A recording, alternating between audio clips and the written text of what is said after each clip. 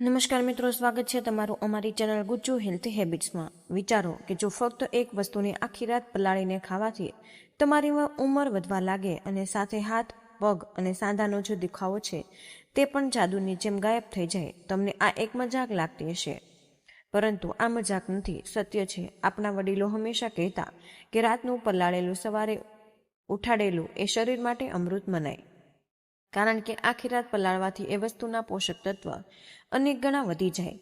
આપણા પ્રાચીન આયુર્વેદિક શાસ્ત્રનું એક મૂળભૂત સૂત્ર છે વાત, પિત્ત, કફ, એવચ, ત્રયોદશ સમાવેશ, જેનો અત્યંત સરળ અર્થ એ કે આપણું આખું શરીર મુખ્યત્વે વાત એટલે કે વાયુ, પિત્ત એટલે કે ગરમી અને કફ એટલે કે પાણી, આ ત્રણેય દોષોનો સંતુલન પર ચાલે।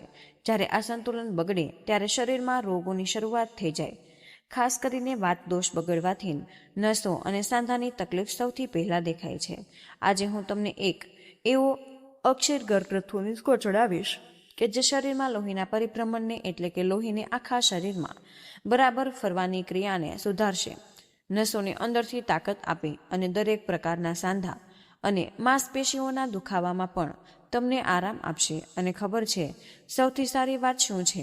આ ચમત્કારી વસ્તુ તમારા રસોડામાં જ તમારી આંખ સામે જ હાજર છે। મને યાદ છે કે અમારે જ એક વડીલ માજી કે જેઓ દરરોજ સાંધા અને માંસપેશીના દુખાવાથી પરેશાન આખો દિવસ રહેતા, થાકને કારણે ખૂબ પરેશાન।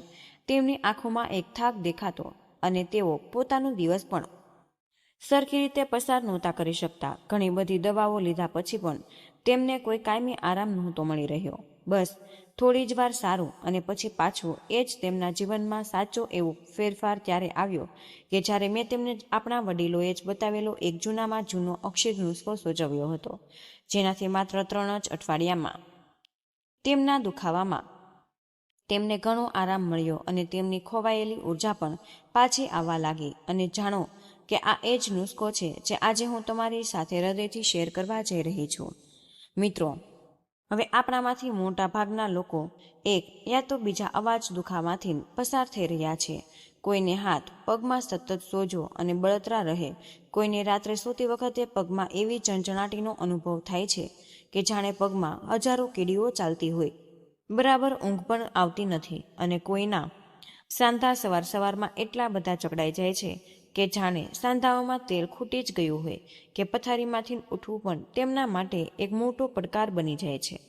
મિત્રો, હવે શું તમારી સાથે પણ સવારે ઉઠતી વખતે સાંધા જકડાઈ જવા કે ઝણઝણાટી થવાનું બને છે? અને મને કમેન્ટમાં જરૂર જણાવો। અને એટલું જ નહીં, નાની નાની વાતે થાક લાગી જવો, શરીરમાં નબળાઈ લાગવી, ક્યારેક અચાનક ઊભા થવા જતાં આંખો અંધારા આવવા કે ચક્કર આવવા, યાદશક્તિ ધીમે ધીમે નબળી પડવી, અને બધા જ એવા લક્ષણો છે કે જે સ્પષ્ટ ઇશારો કરે છે કે તમારી નસોમાં ક્યાંક અવરોધ બની રહ્યો છે, એટલે કે બ્લોકેજ થઈ રહ્યું છે અને તે નસો ધીમે ધીમે નબળી પડી રહી। પરંતુ શું તમે જાણો છો કે નસોના આ અવરોધ અને નબળાઈને આપણે કુદરતી રીતે આપણા ઘરગથ્થુ ઉપચારથી, મોંઘી દવાઓ વગર અને કોઈ પણ આડઅસર વગર દૂર કરી શકીએ?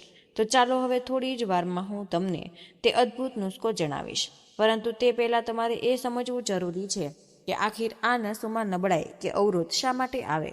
આમ તો તેના ઘણા બધા કારણો હોઈ શકે, પરંતુ આપણા આયુર્વેદ અને આધુનિક વિજ્ઞાન મુજબ મોટું કારણ છે ડાયાબિટીસ એટલે કે મધુમેહ। મિત્રો, જ્યારે લોહીમાં શુગરનું એટલે કે સાકરનું પ્રમાણ વધારે હોય ત્યારે તે ધીમે ધીમે આપણી નાની નાની નસોને અંદરથી પોકળ બનાવી દે, તેને નુકસાન પહોંચાડવાનું શરૂ કરે, જેને ડોક્ટરી ભાષામાં આપણે ડાયાબિટીક ન્યુરોથેરેપી કહે છે। આ સ્થિતિ છે જેમાં ડાયાબિટીસને કારણે આપણી નસોના છેડા નબળા પડવા લાગે, જેનાથી જ પગના તળિયે બળતરા, ખાલી ચડી જવી કે ઝંઝણાટીનો તમને અનુભવ થાય। બીજું કારણ છે હાઈ બ્લડ પ્રેશર એટલે કે લોહીનું ઊંચું દબાણ। આનો અર્થ એ કે આપણું લોહી નસોની દિવાલો પર સતત જોરથી ટકરાય છે, જેનાથી નસો સમય જતાં કમજોર અને કડક બની જાય છે। ત્રીજું છે કોલેસ્ટ્રોલ અને શરીરમાં જમા થયેલી વધારાની ચરબી। કોલેસ્ટ્રોલ એટલે કે એક ચીકણો પદાર્થ જે આપણી નસોમાં ધીમે ધીમે જામીને લોહીના વહેંચાણને રોકે છે, જેમ કે રસોડાની પાઇપમાં ધીમે ધીમે ચીકાશ જામી જાય અને પાણી જતું બંધ થઈ જાય છે, એવી જ રીતે આપણી નસોમાં આ ખરાબ ચરબી કરે છે। ચોથું કારણ છે કોઈ પણ પ્રકારનું ઇન્ફેક્શન કે ચેપ પાંચમું છે હોર્મોનલ અસંતુલન, એટલે કે શરીરના આંતરિક રસાયણોમાં ગડબડ. આપણા શરીરમાં ઘણા એવા કુદરતી સંદેશવાહક તત્વો હોય છે કે શરીરના બધા કાર્યને નિયંત્રણમાં રાખે. તેમાં ગડબડ થવાથી પણ આવી તકલીફો થાય. આ ખાસ કરીને બહેનોમાં વધારે જોવા મળે છે. અને છઠ્ઠું કારણ છે આપણી કિડની કે લીવરની નબળાઈ, જેના કારણે શરીરમાં ઝેરી તત્વ એટલે કે ટોક્સિન, જેને આપણે સાદી ભાષામાં શરીરનો કચરો કહી શકીએ, જેમાં થવા લાગે છે. આ કચરો જ્યારે પણ પેશાબ કે પરસેવા વાટે બરાબર બહાર નથી નીકળી શકતો, ત્યારે તે નસોમાં જમા થઈને લોહીને બરાબર ફરવા દેતું નથી. અને આ બધી જ વસ્તુઓ મળીને તમારી નસોમાં નબળાઈ પેદા કરે અને તેના પરિણામે જ દુખાવો, થાક અને આખા શરીરમાં નબળાઈનો તમને અનુભવ થવા લાગે.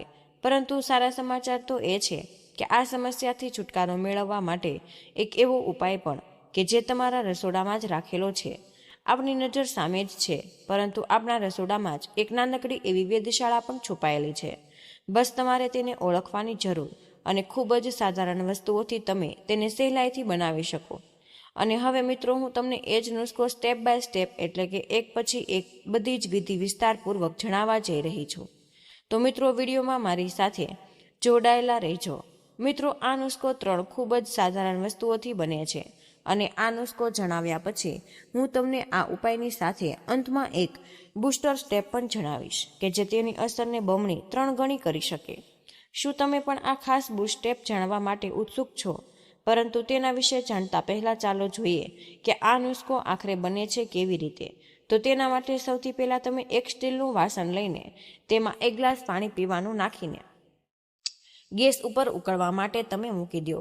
હવે જ્યારે પણ પાણી બરાબર ઉકળવા લાગે ત્યારે તેમાં સૌથી પહેલા દાલચીની એટલે કે તજનો એક નાનો એવો ટુકડો નાખો. તજ એ આપણા આયુર્વેદમાં વાત દોષને શાંત કરનાર શ્રેષ્ઠ ઔષધિ મનાય. પછી એક મોટી ઇલાયચી, કે જેને ઘણા લોકો કાળી ઇલાયચી પણ કહે, તે આખી જ નાખો. આ મોટી ઇલાયચી ફક્ત સ્વાદ માટે નથી, તે પેટને શાંત કરે અને લોહીને સાફ કરવામાં તમારી મદદ કરે. છેલ્લે 2 અંગ લવિંગ લઈને થોડા વાટી અને અધકચરો ભૂકો કરી આ પાણીમાં ઉમેરો. અને લવિંગ ગરમ હોય તે શરીરના દુખાવાને અને જકડાઈ ગયેલા સાંધાને ખોલવાનું કામ કરે છે. હવે આ ત્રણેય વસ્તુઓને આ પાણીમાં તમે 2 થી 3 મિનિટ સુધી ધીમા તાપે બરાબર ઉકળવા દો. ઉતાવળ બિલકુલ ન કરતા, જેથી ત્રણેય વસ્તુઓ પૂરો અર્ક, તેનો જે અસલી રસ છે તે બરાબર પાણીની અંદર ભળી જાય. બસ 2-3 મિનિટ પછી ગેસ બંધ કરીને પાણીને સામાન્ય તાપમાન સુધી ઠંડુ થવા દો, એટલે કે તે હુંફાળું રહે. જો તમને થોડું ગળ્યું પસંદ હોય તો તમે પાણી ઠંડુ થયા પછી તેમાં એક નાનો એવો ટુકડો દેશી ગોળનો પણ ઉમેરી શકો. થોડું શુદ્ધ મધ પણ તમે ઉમેરી શકાય. પરંતુ એક વાતનું ધ્યાન રાખો કે જો તમને ડાયાબિટીસની સમસ્યા બિલકુલ જ ન હોય તો તમારે ગોળ કે મધ બિલકુલ ઉમેરવાનું છે, નહીં તો નથી. તેને સતત રીતે ટાળો. આ નુસ્ખો લેવાનો એટલે કે ઉકાળો પીવાનો સૌથી સારો સમય કયો છે? રાત્રે જમ્યા પછી લગભગ અડધા કલાક પછી. મિત્રો, રાત્રે સૂતા પહેલા લેવાથી તે આખી રાત તમારા શરીરમાં પોતાનું કામ કરી શકે, નસોને આરામ આપી શકે. બસ 1 ગ્લાસ દરરોજ 14 થી 15 દિવસ સુધી જો તમે આને નિયમિતપણે લેશો તો ફેરફાર તમને ખૂબ જ જલ્દી નજર આવવા લાગશે. ધીરજ રાખવી જરૂરી છે, કારણ કે આયુર્વેદિક ઉપચારો ધીમે ધીમે પણ મૂળમાંથી કામ કરે છે. શરીરમાં ઉર્જા પણ આવશે, તાકાત મળશે, સાંધાના દુખાવામાં પણ તમને આરામ મળશે, અને જે નસો તમારી અવરોધિત થઈ રહી તે પણ ધીમે ધીમે ખુલવા લાગે. હવે ચાલો જાણીએ કે એક ગુપ્ત બૂસ્ટર સ્ટેપ વિશે કે જેના વિશે મેં તમને હમણાં જ થોડી વાર પહેલા કહ્યું કે હું તમને જણાવીશ કે એક એવું સ્ટેપ કે જે તમારા નસોના આ ફાયદાને અનેક ગણું વધારી દેશે. વિશ્વાસ માનો, આ સ્ટેપ ફરજિયાત તો નથી, પરંતુ જો તમને આને અનુસરી લેશો તો તમને બમણું નહીં, પરંતુ હું કહું કે 3 ગણું 4 ગણું સારું પરિણામ મળે. તમારે કરવું શું? જ્યારે પણ તમે આ ઉકાળો પીવો તેના બરાબર 15 મિનિટની અંદર તમારે એક નાની એવી ચમચી વરિયાળી સારી રીતે ચાવીને ખાઈ લેવાનું છે. મિત્રો, આ નાનકડો એવો સ્ટેપ આ ઉકાળેલની અસરને બમણી કરી શકે, કારણ કે વરિયાળીને આંખોનું તેજ અને પેટની ઠંડક કહેવાય.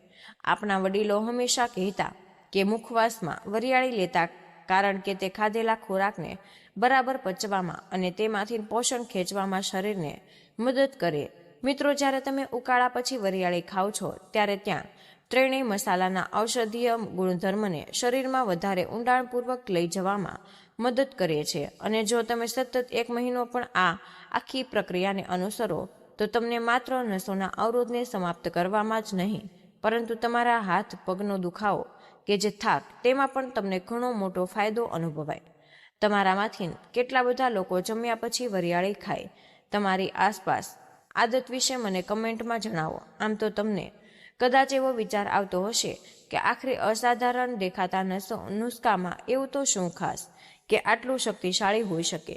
તો જુઓ, દાલચીનીની અંદર એક ખાસ કુદરતી તત્વ હોય છે જેને વિજ્ઞાનમાં સિનેમલ ડિહાઇડ્રેટ કહે. આ તત્વ ખાસ સુગંધ અને ઔષધીય ગુણ આપે. આ તત્વ લોહીમાં ભળેલી વધારાની સાકરને કાબૂમાં રાખે અને નસોમાં જામી ગયેલા ખરાબ ચરબીને પીગળવાનું કામ કરે. મોટી ઇલાયચી તમારા શરીરની અંદર જરૂરી પોષક તત્વ કે જેને વિજ્ઞાનમાં પોટેશિયમ અને મેગ્નેશિયમ કહે તેની પૂર્તિ કરે. આ એવા કુદરતી તત્વ છે કે જે આપણા હૃદયની ગતિને નિયમિત રાખવા અને લોહીના દબાણને કાબૂમાં રાખવા માટે ખૂબ જરૂરી છે. મિત્રો, લવિંગમાં યુઝોનોલ હોય એટલે કે લવિંગનું મુખ્ય કુદરતી તેલ. લવિંગનો જે તીખો સ્વાદ ગુણ છે તે આ તેલના આભારી આ તત્વ કુદરતી પેનકિલર જેવું છે. તે સાંધાનો સોજો અને પીડા બંને એકસાથે ઓછા કરે. અને આ જ કારણ છે કે આ નુસ્ખો લેવાથી હાથ પગનો સોજો, દુખાવો અને જે પણ ઝંઝણાટી થતી હોય તે ધીમે ધીમે ઓછી થવા લાગે. મિત્રો, હવે વાત કરીએ એવા 2 ખાસ બોનસ ફૂડ્સની કે જે તમારે તમારી નસોને સ્વસ્થ બનાવી રાખવા માટે દરરોજના આહારમાં જરૂર સામેલ કરવું જોઈએ. મિત્રો, આપનું પ્રાચીન જ્ઞાન પણ કહે કે સૌથી પહેલું છે અળસીના બીજ. આપણા વડીલો અળસીને સારી ચરબીનો રાજા કહેતા. એની અંદર ઓમેગા 3 ફેટી એસિડ ભરપૂર માત્રામાં હોય. ઓમેગા 3 એટલે કે એક એવી ખાસ અને સારી એવી ચરબી કે જે આપણા મગજ અને નસો માટે તેલ કે ઘી જેવું કામ કરે. તે નસોને અંદરથી લવચીક અને મજબૂત બનાવે. જેમ કોઈ મશીનના સાંધામાં તેલની જરૂર પડે જેથી તે બરાબર કામ કરે, બસ એવી જ રીતે આ કામ અળસી આપણી નસો અને સાંધા માટે કરે છે. તેને હલકી શેકી પીસીને તમે સવારના સમયે 1 ગ્લાસ એવા દૂધ કે પાણી સાથે કાં તો દહીં સાથે પણ તેનું સેવન કરી શકો.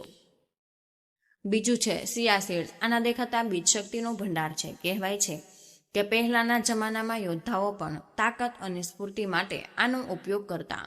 અને તેની અંદર આયર્ન, પોટેશિયમ અને એન્ટીઓક્સિડન્ટ્સ એટલે કે શરીરની સફાઈ કરનાર તત્વ હોય છે કે જે થાકને દૂર કરે, નસોને આરામ આપે અને તમારી રોગપ્રતિકારક શક્તિને પણ મજબૂત બનાવે. તો મિત્રો, આ બંનેમાંથી કોઈ પણ એક વસ્તુ કાં તો બંને વસ્તુઓ જો તમે આ નુસ્ખાની સાથે વાપરવાનું શરૂ કરી દો છો, તો ભલે એક સાથે લ્યો કે પછી અલગ અલગ સમયે, તો તેનાથી તમને જે પણ પરિણામો મળશે તે અનેક ગણા વધારે સારા મળશે. શું તમે ક્યારેય અળસી કે સિયા સીડ્સનો ઉપયોગ કર્યો છે? જો હા, તો કઈ રીતે તમારા અનુભવો અમારી સાથે જરૂર શેર કરી લો. તો મિત્રો, આ વિડીયોમાં જણાવેલા ઉપાયો સામાન્ય માહિતી માટે છે. દરેક વ્યક્તિનું શરીર અલગ અલગ હોય છે અને દરેકને તાસીર પણ અલગ હોય. જો તમને કોઈ ગંભીર બીમારી અથવા તો કોઈ પણ અન્ય દવાઓ લઈ રહ્યા હોય તો મિત્રો, કોઈ પણ નવો ઉપચાર શરૂ કરતા પહેલા તમારે ડોક્ટરની સલાહ અવશ્ય લેવી. મિત્રો, આ અમૂલ્ય જાણકારી જે કદાચ કોઈની પીડા દૂર કરી શકે તેને ફક્ત તમારા પર પૂરતી સીમિત ન રાખતા તમારા પરિવારજનો અને મિત્રો સાથે શેર કરવાનું ભૂલતા બિલકુલ નહીં. તો મને આશા છે કે આજનો આ ખાસ વિડીયો તમને જરૂર પસંદ આવ્યો હશે. અને હા, વિડીયોમાંથી તમને કંઈક ને કંઈક નવું શીખવા જરૂર મળ્યું હશે. તો મિત્રો, આજના વિડીયોમાં બસ આટલું જ. આજની આ માહિતી તમને કેવી લાગી અને આ વિડીયો તમે કયા શહેરમાંથી સાંભળી રહ્યા છો તે અમને કમેન્ટ બોક્સમાં જરૂરથી જણાવજો. જો વિડીયો પસંદ આવ્યો હોય તો વિડીયોને લાઇક અને તમારા મિત્રો સાથે શેર જરૂરથી કરી દેજો. ચેનલ પર નવા હોય તો ચેનલને સબસ્ક્રાઇબ કરવાનું બિલકુલ ભૂલશો નહીં. વિડીયોને અંત સુધી જોવા બદલ આપનો આભાર.